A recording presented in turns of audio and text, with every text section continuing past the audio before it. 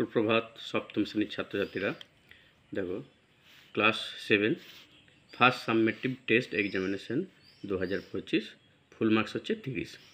আচ্ছা, তোমাদের এবারে 30 নাম্বার, আগের কত নাম্বার ছিল? প্রথম পরীক্ষাটা 15 নাম্বার ছিল, সেটা 30 নাম্বার হয়েছে।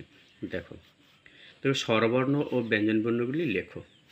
স্বরবর্ণ তোমরা বই থেকেও দেখতে পারো বা এইখান থেকে দেখতে পারো। বই থেকে এগুলো হিন্দি করা আছে, আমি সংস্কৃতে করে দিয়েছি, তোমরা একবার দেখে নাও। ও, আ, হস্যই, দীর্ঘই, হস্যৌ, দীর্ঘ, রি, দীর্ঘরি, এটা দীর্ঘরিকার।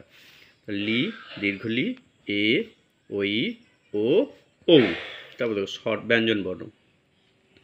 ক, খ, গ, ঘ, ঙ, চ, ছ, বর্গীয় ঝ, ঞ, ট, ঠ, ড, ঢ, মূর্ধন্য, মূর্ধন্য দুটো, মূর্ধন্য ত, থ, দ, ধ, দন্তে ন, প, ফ, ব, ভ, ম, দস্তজ, র, ল, ব, তালবস্য, পেটকটা মূর্ধন্যস্ব, দন্তেস্ব, হ, ডশূন্য র, অর্হ, অন্তস্থ, খণ্ডত্ব, অনুস্বার, বিসর্গ, চন্দ্রবিন্দু।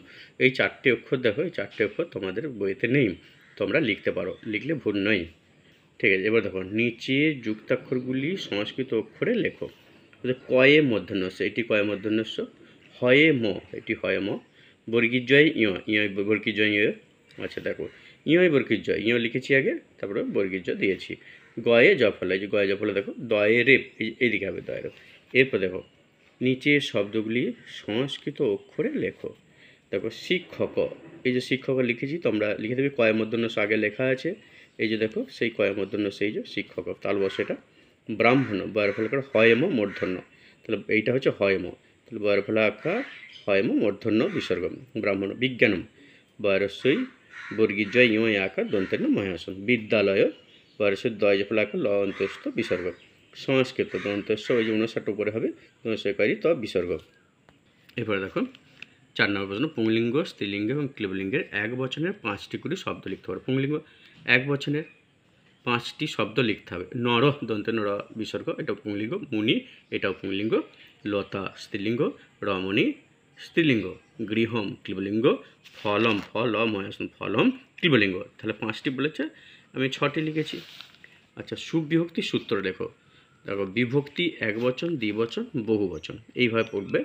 তাহলে প্রথমা সু ও যশ, দ্বিতীয়া অম ওট সস, তৃতীয়া টা ভ্যাম ভিস, চতুর্থী এ ভ্যাম ভস, পঞ্চমী ওসি ভ্যাম ভস, ষষ্ঠী ওস ওস আম, সপ্তমী ই ও সুপ, সম্বোধন সু ও যশ। এবার আমরা দেখো লট আর লিটের সূত্র লিখব ধাতুরূপের। দেখো লট বর্তমানকাল, এখানে লিখবে বচন, তারপর প্রথম পুরুষ, তারপর মধ্যম পুরুষ, উত্তম পুরুষ।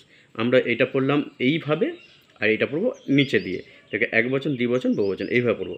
তি তস অন্তি, সি থস থ, মি বস মস। এটা হচ্ছে বর্তমানকাল লটের সূত্র ধাতুরূপে। তাহলে আমরা এইভাবে পড়বো, হ্যাঁ, তি তস অন্তি, সি থস থ, মি বস মস। তারপরে দেখো লিট, লিট ভবিষ্যৎকাল। ভবিষ্যৎকালের সূত্র আমরা পড়বো, দেখো বচন, প্রথম পুরুষ, মধ্যম পুরুষ, উত্তম পুরুষ। তাহলে এই নিচে নিচে পড়বো এক বচন, দ্বিবচন, বহুবচন। দেখো স্যাতি উচ্চারণ হবে না, সতী, সতী শতসন্তী, শশী শথ শথ, শ্যামী শ্যাবস শ্যামস। উচ্চারণ ভুল করবে না। আরেকবার বলে দেখো সতী শতসন্তী, শশী শথ শথ, শ্যামী শ্যাবস শ্যামস, এইভাবে উচ্চারণ করবে। আর আমার ভিডিও যদি ভালো লাগে অবশ্যই লাইক, শেয়ার, সাবস্ক্রাইব করে সঙ্গে থাকবে। যে সাবস্ক্রাইব করেছো সে একটি লাইক করবে, আর যে সাবস্ক্রাইব করোনি সে সাবস্ক্রাইব করে বেল আইকনটি বাজিয়ে দেবে, তৎক্ষণাৎ তোমার কাছে নোটিফিকেশন চলে যাবে। আজকে তাহলে আসি, এটুকুই।